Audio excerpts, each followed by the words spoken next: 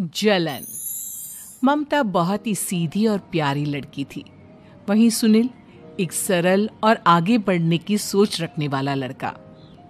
सुनील, बेटा सुनील कहाँ है? अरे जरा एक गिलास पानी तो दे दो। हाँ माँ, अभी आया। क्या माँ, पानी तेरे सर के पास ही तो रखा है। क्या हो गया है, तबीयत खराब है क्या? अरे नहीं नहीं, वो उठने का मन ही नहीं कर रहा था, तो देखा ही नहीं। वैसे क्या कर रहा है? यहाँ बैठना मेरे पास। माँ पढ़ रहा था। वो कहना नौकरी में तो वक्त नहीं मिलता, अब ऑफिस से घर आकर ही तो वक्त मिलता है। अच्छा ठीक है, पढ़ ले जा बेटा। सुनील पढ़ लिख कर और आगे बढ़ना चाहता था, लेकिन माँ की तबीयत खराब देखकर सोचता है कि शादी ही कर ले। कब तक माँ का ख्याल वो अकेले रख पाएगा? तो एक दिन, माँ ये ममता है, मैंने इससे शादी कर ली है। तुम्हारी तबीयत भी ठीक नहीं रहती, तो मैंने सोचा शादी कर लेता हूँ। घर संभालने वाली और तुम्हें संभालने वाली कोई आ जाएगी तो अच्छा रहेगा। माँ अचानक से सामने बहू देखकर हैरान रह जाती है। बेटा ये क्या बात होती है? न बैंड, न बाजा, न दहेज, न शगुन, ऐसे कैसे बहू आ गई? माँ तू तो जानती है, मैं नौकरी के साथ पढ़ाई कर रहा हूँ, तो कहाँ से इतना पैसा बचा पाता कि धूमधाम से शादी करता। वैसे भी माँ, लोग तो आकर खाकर निकल जाएंगे, इसलिए बस वैसे ही। माँ जी, मैं आपका ख्याल रखूंगी। वैसे भी ये आगे की पढ़ाई कर रहे हैं, अच्छा कुछ कर गए तो सबके दिन फिर से अच्छे आ जाएंगे। सास को ममता की बात ठीक तो लगती है, लेकिन मन में कहीं ना कहीं लगता है कि कहीं बहू बेटे को लेकर फुर्र ना हो जाए और फिर तो वो रह जाएगी अकेली।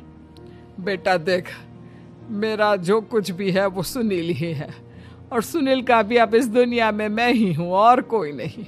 क्या सुनील? बिल्कुल माँ, लेकिन आज से ममता भी मेरे जीवन का अहम हिस्सा है, जैसे तू है। सास को बड़ा बुरा लगता है कि उसकी सल्तनत में कोई और हिस्सेदार कैसे हो सकता है। कैसे कोई और उसके 30 साल के बेटे की जिंदगी में अचानक से आकर बराबर का हिस्सेदार बन सकता है। देख बहू, मैं भले थोड़ा बीमार रहती हूँ, लेकिन इसका मतलब यह नहीं कि घर की चीजों में मेरा कंट्रोल खत्म हो गया है। मैं आज भी इस घर की रानी हूँ, समझी? बेटा सोचता है कि ये माँ को अचानक से क्या हो गया। कल तक जो माँ कहती थी कि जिंदगी का कोई भरोसा नहीं, वो अचानक से जंग के मैदान की झांसी की रानी कैसे बन गई? माँ क्या हो गया है? सब ठीक है ना? अचानक कैसी बात कर रही हो? ममता का आज पहला दिन है, स्वागत करो उसका। आसपास की आंटियों को बुलाओ, नई दुल्हन की मुंह दिखाए करवाओ। खैर, सास होने का फर्ज निभाती है और बाद में एक सहेली के साथ बाहर निकल जाती है। क्यों री, बताया नहीं कि बेटे का ब्याह कर रही हो? वैसे तो सारा दिन हम ही में घुसी रहती हो। अरे मुझे भी तो अभी पता चला, यूं अचानक सर पर लेकर आ गया। कहता है बहू है माँ तुम्हारी। अब इसको भी इतना ही मैं प्यार करता हूँ जितना तुझे करता हूँ। लो जी, ये क्या बात हो गई? क्यों इतना प्यार करता है? अरे माँ का प्यार तो ज्यादा होता है। अब उसको तो कोई दूसरा पति मिल सकता है, लेकिन तुम ही बताओ, क्या माँ की ममता किसी और की हो सकती है? ना जी ना, बेटे को समझाओ ये बात। अरे क्या समझाऊं, मुझे तो खुद ही समझ में नहीं आ रहा कि क्या हो रहा है। जो बेटा कल तक माँ माँ करता था, अचानक से बीवी बीवी का राग आलाप रहा है। देखा, उसकी बीवी ना सुंदर और जवान है। सुंदरता के आगे तो एक से एक नहीं टिके, तो तेरा बेटा किस खेत की मूली है? सास को भी समझ में आ जाता है कि बहू की सुंदरता के आगे माँ का प्यार किसी काम का नहीं। उधर बीवी, ए जी, अम्मा जी सहेलियों को छोड़ने गई थी, अभी तक आई नहीं, हम देख आए क्या? अरे रहने दो ना, आ जाएंगी। कहाँ जाएगी, उनकी आदत है, एक बार जाती है तो पूरी पंचायत खत्म करके ही आती है। अच्छा ही है, खाना वाना खा कर गई होगी। छोड़ो ना, घूमेगी तो खाना पचेगा, नहीं तो ऐसे ही खाट पकड़ लेगी। बहू भी शांत हो जाती है।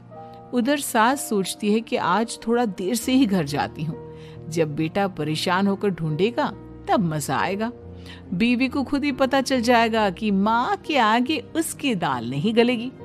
लेकिन वहीं दूसरी ओर घर पर, जी माँ जी अभी भी नहीं आई। हमको तो घबराहट हो रही है कि क्या करें, जाकर पता करे किसी के घर। अच्छा, कहाँ जाओगी ये भी बता दो। पहला दिन है तुम्हारा इस घर में और एक ही दिन में मोहल्ला छानोगी क्या? हाँ तो आप भी तो नहीं जा रहे हैं ना, हमको फिक्र हो रही है। अरे यार, ये रोज का है अम्मा का, खाओ और सो जाओ। बस फिर क्या था, बेटा बहू खाना खाते हैं और कमरे में सोने चले जाते हैं। उधर जब सास को कोई देखने नहीं आता तो वो हार कर घर आ जाती है, जहां वो देखती है कि सारे घर की लाइट्स बंद है। सास को गुस्सा आता है। बहू, ममता बहू कहाँ हो? लेकिन सारे दिन की थकी बहू को ऐसी नींद आती है जैसे किसी ने भांग की गोली खिला दी हो। वो तो नहीं उठती, उठकर आ जाता है बेटा। क्या बात है अम्मा, काहे चिल्ला रही हो? अरे सो जाओ ना, सुबह की थकी है बहू, वो सो रही है। जोर से बोलोगी तो नींद खुल जाएगी उसकी। माँ को गुस्सा आ जाता है। फिलहाल तो सो जाती है, लेकिन मन ही मन ढेर सारा जहर बहू के लिए भरा होता है। सुबह बहू चाय बना रही होती है कि सास धीरे से गैस तेज कर देती है, जिससे चाय का बर्तन जल जाता है। और जैसे ही बहू चाय का बर्तन उठाती है उसका हाथ जल जाता है। मेरा हाथ जल गया।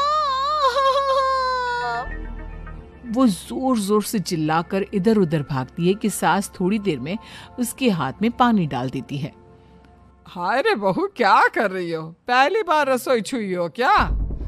सासू माँ गलती से गैस तेज रह गई थी और बर्तन जल गया, जिससे मेरा हाथ जल गया।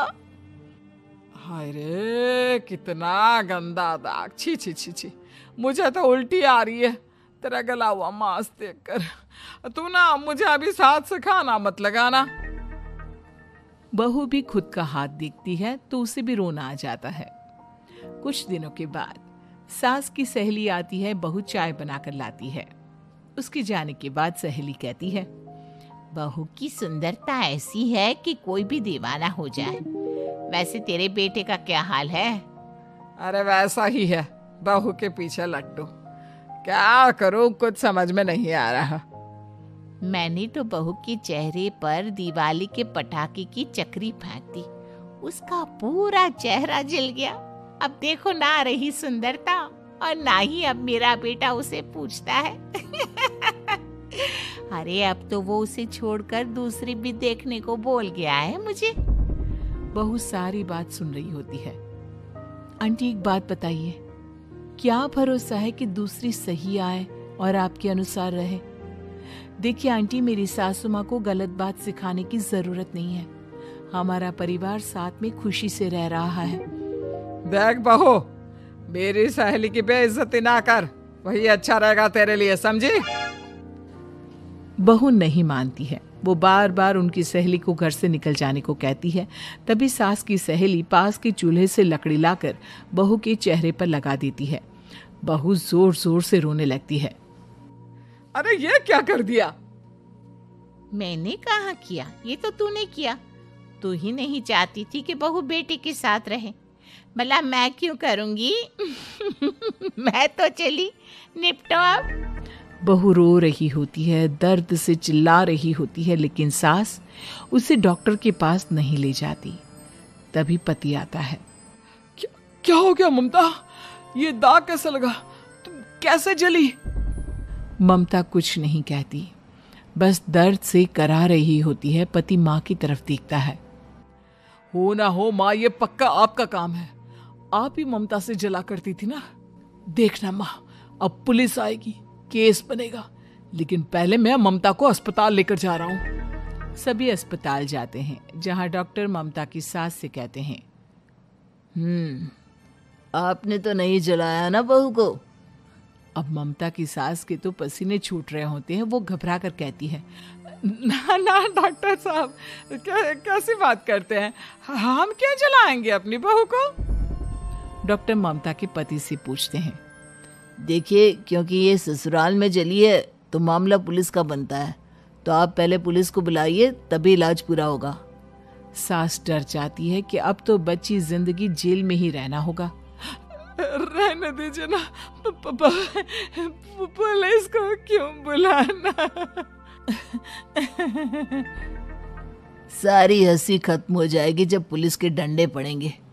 बहू को जलाना भले ही बहुत आसान हो, लेकिन उसके बाद सारी जिंदगी जेल की हवा खाना। सास डर जाती है। पुलिस आती है। पास लेटी दर्द से करा रही ममता स्टेटमेंट देती है। तो क्या हुआ था, कैसे जली आप? ममता पास खड़ी सास को देखती है। बेटी बताओ, कैसे जल गई तुम? ओए काका का किरण वाली शाहरुख, चुप, बिल्कुल चुप। सास चुप। सभी इंतजार करते हैं कि ममता क्या बोलेगी। जी मैं खाना बना रही थी, लकड़ी उड़कर मेरे ऊपर गिर गई और मैं जल गई। सास बहू की बात सुनकर रोने लगती है।